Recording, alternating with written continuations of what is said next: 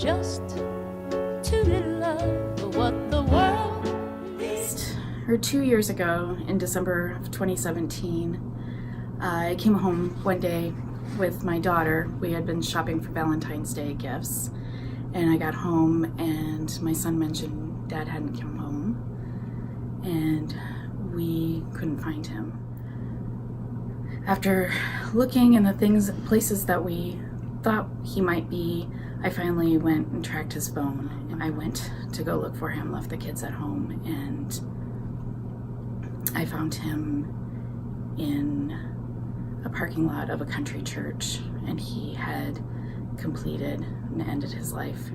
So from that moment, my life shattered. My children's life shattered. Depression, anxiety, food addiction, and low self-esteem have been a part of my life since adolescence. At age 21, I attempted suicide. I had no support system, no spiritual foundation, no mental health services, and no effective coping skills. The doctor in the emergency room said, "Don't do this again," and sent me home. So I think everybody's journey in emotional and mental health issues is different, and mine sort of came about from my father, who in the early 90s had seemed to be experiencing some difficulties, and in 93 took his life. He did not leave a note or anything, so I think we were all sort of wondering what was going on. What I learned through the whole journey with my father was that he was from a generation that I don't think was willing to seek help. In fact, I did go to some counseling after my father died to try to come to grips with the loss of somebody through what some people consider an unnatural way of dying. Hello, I'm Jim Hayes, and I'm the Executive Director of the Des Moines Pastoral Counseling Center.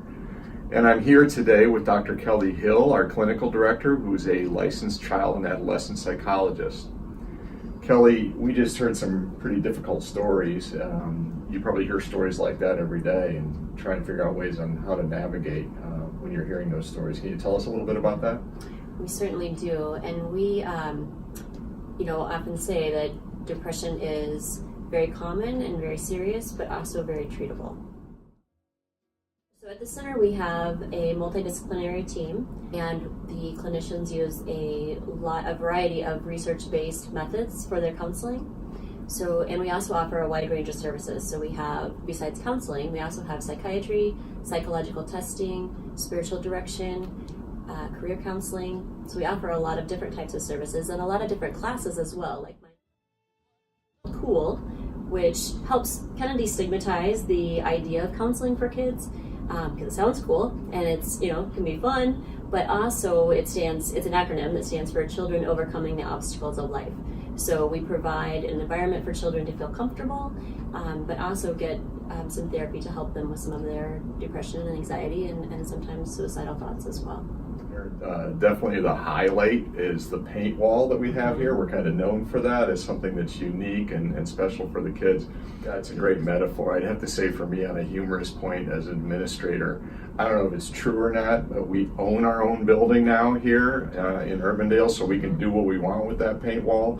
But when the paint wall started, it was in a leased building. I'm not sure it had anything to do with us losing our lease, but that's just out there.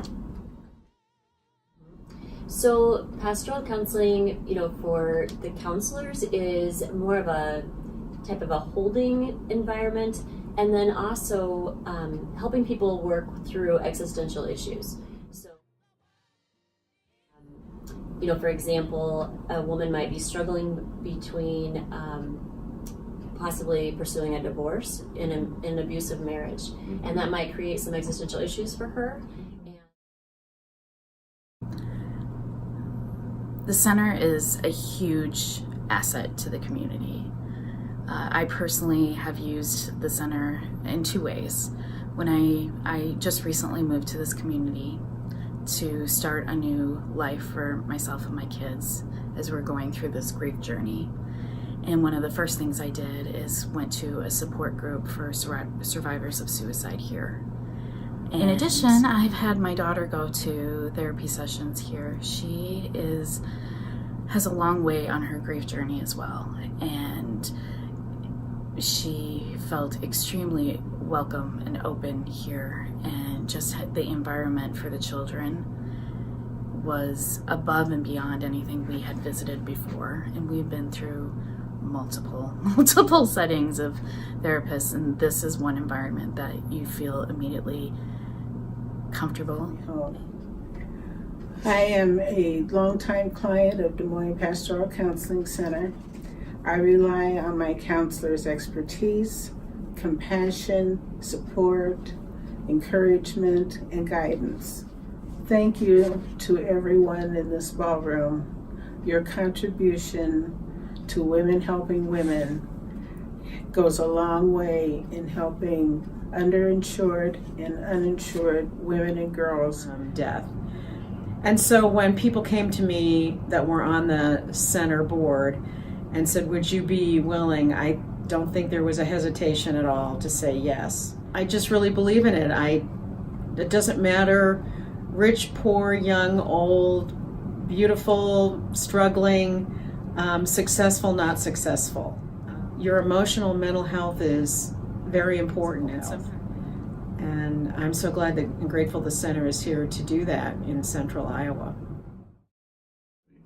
The other thing for me that I really kind of am so proud of for us as an institution is, though we have a number of low-paying clients, we also have a number of clients who could go anywhere they wanted to. And because of the high quality of our counselors and people like you and the clinical staff that we have, it's not just about helping those who can't afford it. It's people who can afford to come to us, and those folks are getting exactly the same counselor as somebody like you. And I'm just so grateful that is a level playing field for quality counseling. Right, I think that's I mean, we can't thank, I'm going to the camera on this one, we can't thank you enough, and I know you're going to hear thank you a few thousand times, I hope, while you're at the gathering today and beyond.